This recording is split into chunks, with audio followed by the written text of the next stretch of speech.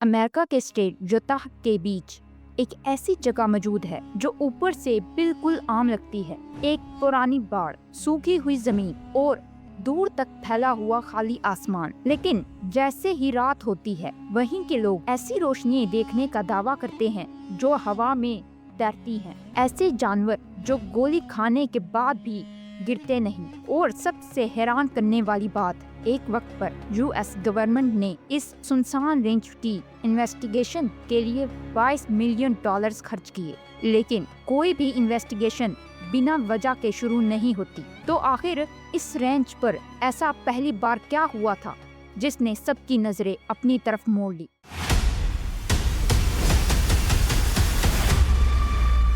1994 میں جب ایک عام فیملی کو بالکل اندازہ بھی نہیں تھا کہ ان کی زندگی ہمیشہ کے لیے بدلنے والی ہے۔ 1994 کی گرمی، ٹیری اور گوین شرمن نے یوتاہ میں ایک رینچ خریدا۔ انہیں لگا یہ ان کی ڈریم پراپرٹی ہوگی، لیکن پہلے ہی ہفتے سب کچھ بدل گیا۔ ایک شام انہوں نے رولر کے پاس ایک عجیب جانور دیکھا۔ دیکھنے میں وہ ولف جیسا، لیکن سائز نارمل ولف سے لگ بھگ 3 گنا بڑا۔ ٹیری نے رائفل اٹھائی، پوائنٹ بلیک رینج سے فائر کیا، ایک گولی چلائی، پھر دوسری گولی چلائی، پھر تیسری بھی چلائی، لیکن جانور نہ گرا، نہ چیخا اور نہ ہی خون نکلا اس کا، بس آرام سے مڑا اور واپس اندھیرے میں چلا گیا۔ ٹیری اس کے فٹ پرنٹس کو فالو کرتا ہوا لگ بھگ 1 میل تک اس کا پیچھا کیا، پھر فٹ پرنٹس اچانک ختم ہو گئے، جیسے وہ جانور کبھی وہاں موجود تھا ہی نہیں۔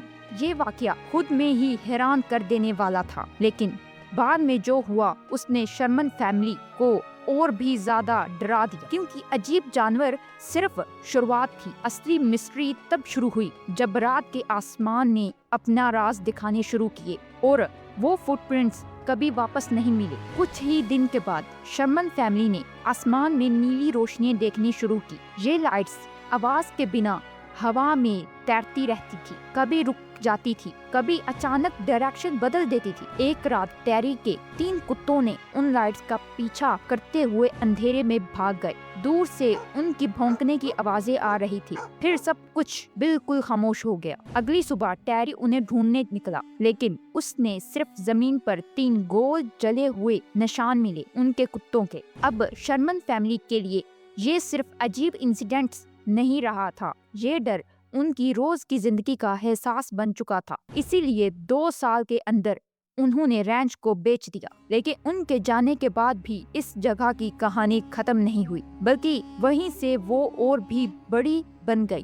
جب اتنی عجیب رپورٹس سامنے آنے لگتی ہے تو صرف عام لوگ ہی نہیں بلکہ پاورفل لوگ بھی ان کا جواب ڈھونڈنے نکل پڑتے ہیں۔ اور اسی طرح ایک رینچ میں انٹری ہوئی ایک بلینئر کی۔ رابرٹ بگلو نے اسکن واکر رینچ خرید لیا۔ انہوں نے سائنٹسٹ اور انویسٹیگیٹرز کی ایک پوری ٹیم بنائی۔ مقصد تھا ہر عجیب انسیڈنٹ کو سائنٹیفکلی ریکارڈ کرنا۔ پھر ڈیفنس انٹیلیجنس ایجنسی کے آفیسر جیمز لیکٹسکی نے رینچ وزٹ کیا۔ ان کے وزٹ نے اتنا زیادہ انٹرسٹ بڑھا دیا کہ یو ایس گورنمنٹ نے لگ بھگ $22 ملین کا سیکرٹ انویسٹیگیشن پروگرام امپروو کر دیا۔ پروگرام 2008 سے 2010 تک چلا، لیکن اس کی کمپلیٹ رپورٹس آج بھی پبلک نہیں ہوئی۔ اتنا پیسہ، اتنی انویسٹیگیشن، اور یہیں سے سب سے بڑا سوال پیدا ہوتا ہے، اتنی زیادہ ایجنسیز اور ایکسپرٹ بھی مسٹری کو سولو نہیں کر پائے تو کیا وجہ تھی؟ کیا واقعی وہاں کچھ تھا، یا پھر لوگ صرف اپنی آنکھوں کا دھوکہ دیکھ رہے تھے؟ آج اس مسٹری کو لے کر 2 الگ کیمپس موجود ہیں۔ ایک طرف آئی وٹنسز ہے اور کہتا ہے انہوں نے لائٹس دیکھی، عجیب کریچرز دیکھے اور ان ایکسپلینڈ انسیڈنٹس ایکسپیرینس کیے۔ دوسری طرف سائنٹسٹ ہیں جو کہتے ہیں آج تک کوئی بھی انڈیپینڈنٹلی ایویڈنس سامنے نہیں آیا، نہ ایلینز کا، نہ پیرانارمل ایکٹیویٹی کا۔ کچھ ریسرچرز کا ماننا ہے کہ یہ مسٹیریس لائٹس شاید جیولوجی کی وجہ سے ہوتی ہیں۔ جب کورز والی راکس زمین کے پریشر میں آتی ہیں تو الیکٹرک چارج ریلیز کرتی ہیں، اور کچھ کیسز میں یہ چارج ہلکی روشنی کی شکل بھی لے سکتا ہے۔ انہیں ارتھ لائٹس کہا جاتا ہے، لیکن یہ تھیوری بھی ہر انسیڈنٹ کو ایکسپلین نہیں کرتی تھی، اور اسی وجہ سے مسٹری آج بھی زندہ ہے۔